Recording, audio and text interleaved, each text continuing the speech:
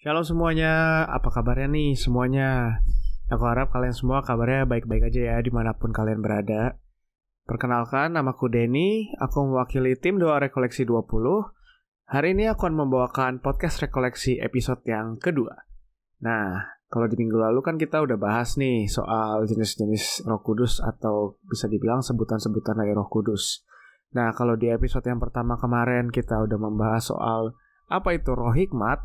Di episode kedua ini kita akan menggali lebih dalam lagi apa sih yang dimaksud dengan roh pengertian. Oke, roh pengertian. Secara definisi, roh pengertian adalah kemampuan untuk memahami bagaimana kita perlu hidup sebagai pengikut Kristus. Jadi orang yang punya pemahaman iman ini nggak bakal bingung sama semua pesan yang bertentangan di dalam budaya kita tentang cara hidup yang benar. Kalau kita udah memahami tentang hal ini, kita tuh bakal punya pengertian yang lebih dalam lagi gitu loh tentang Tuhan kita. Kita nggak cuma secara buta mengikuti Dia, tapi kita punya alasan yang kuat yang mendasari kenapa sih kita ikut Tuhan. Kita akan lebih ngerti lagi kenapa kita itu sangat dikasihi oleh Tuhan. Dan kalau kita tuh beruntung banget kalau Tuhan tuh udah pilih kita untuk diselamatkan melalui karya penebusan Dia di kayu salib. Nah, sebagai contoh, kadang kita nggak pernah ngerti kenapa sih Tuhan izinkan penderitaan terjadi di hidup kita? Kalau pengertian kita kurang dalam, mungkin kita bakal lihat ini sebagai kesialan. Atau Tuhan tuh nggak sayang sama kita, makanya kita dihukum dan dibuat menderita.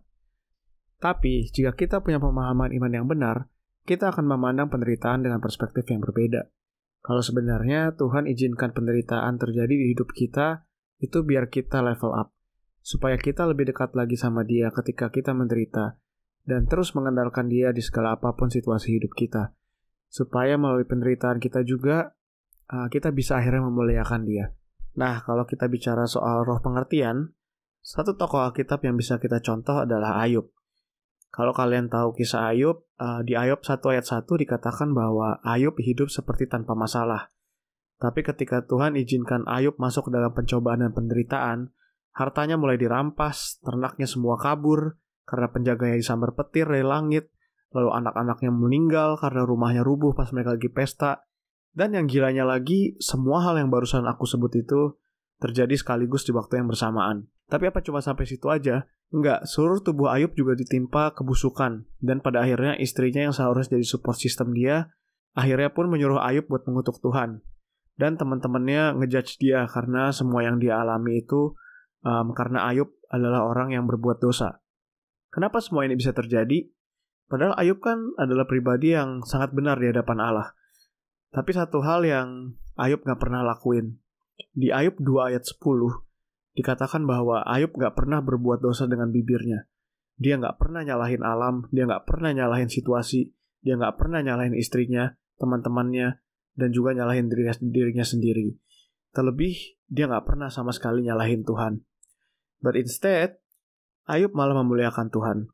Di Ayub 1 ayat 21, dengan telanjang aku keluar dari kandungan ibuku, dengan telanjang juga aku akan kembali ke dalamnya. Tuhan yang memberi, Tuhan yang mengambil, terpujilah nama Tuhan.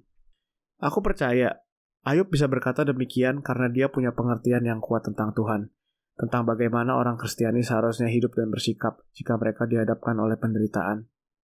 Sekarang aku mau sekalian semua bayangin, jika kalian semua berada di posisi Ayub, tanya ke diri kalian sendiri, apakah roh pengertian ada pada kalian? Apakah kalian akan melakukan hal yang sama seperti Ayub atau sebaliknya? Khususnya di situasi yang sekarang lagi kita alami, yaitu pandemi COVID-19 ini, memang sangat merugikan banyak pihak. Tapi kalau kita mau jujur, apa yang kita alami sekarang ini nggak ada apa-apanya kalau dibandingin sama Ayub. Apa kita bisa bertahan seperti Ayub untuk nggak berbuat dosa dan terus-terusan menyalahkan situasi di pandemi COVID-19 ini? Jawabannya kembali lagi kepada diri kalian sendiri. Kalau Ayub bisa, kalian juga pasti bisa. Karena roh Tuhan ada pada kita. Dan melalui Roh Kudus, aku berdoa supaya kita semua diberi pengertian iman yang benar. Supaya di dunia ini yang sangat dinamis, di mana banyak hal terus berubah setiap waktunya, kita bisa terus berpegang pada prinsip iman kita dan berbuat yang benar di mata Allah. Karena kita mengerti, melalui iman kita terhadap Kristus, kita akan diselamatkan. Jadi sebelum kita mengakhiri podcast episode kedua ini, aku mau ajak teman-teman sekalian untuk bersama-sama berdoa. Kita buka dalam tanda kemahiran Kristus, dalam nama Bapa, Putra, Roh Kudus. Amin. Bapa, sungguh kami berterima kasih atas kebaikan-Mu dalam hidup kami. Dan terima kasih ya Tuhan kalau hari ini Kau boleh ingatkan kami bahwa sungguh Roh Kudus boleh ada dalam kami untuk memberikan kami pengertian yang benar tentang iman kami ya Tuhan. Agar kami boleh punya pengertian yang benar melalui apapun yang Engkau kehendaki terjadi dalam hidup kami ya Tuhan. Biar melalui podcast hari ini banyak pendengar yang boleh diberkati ya Tuhan, dan kami boleh sekali lagi terus diingatkan ya Tuhan dalam kehidupan kami sehari-hari untuk terus mengandalkan Engkau, untuk terus berkomunikasi dengan Engkau, segala apapun keputusan yang hendak kami ambil dalam hidup ini ya Tuhan.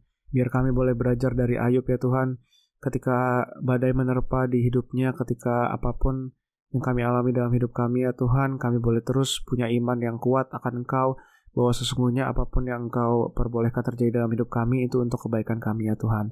Terima kasih ya Bapa, tolong sertai kami, khususnya di persiapan rekoleksi ini, agar kami boleh terus persiapkan hati kami dan pikiran kami ya Bapa, dan biar kami bisa merasakan jamahan-Mu ya Bapa setiap harinya. Terima kasih ya Tuhan, doa ini kami mau serahkan dalam tangan-Mu, dan hanya dalam nama-Mu kami berdoa dan mengucap syukur. Amin. Thank you semuanya udah mendengarkan podcast rekoleksi episode kedua. Aku harap kalian semua terberkati, dan stay tune buat episode-episode baru yang gak kalah menarik, yang tentunya akan dibawakan oleh podcaster-podcaster lainnya. So, jangan ketinggalan, and see you in the next episode. Bye-bye!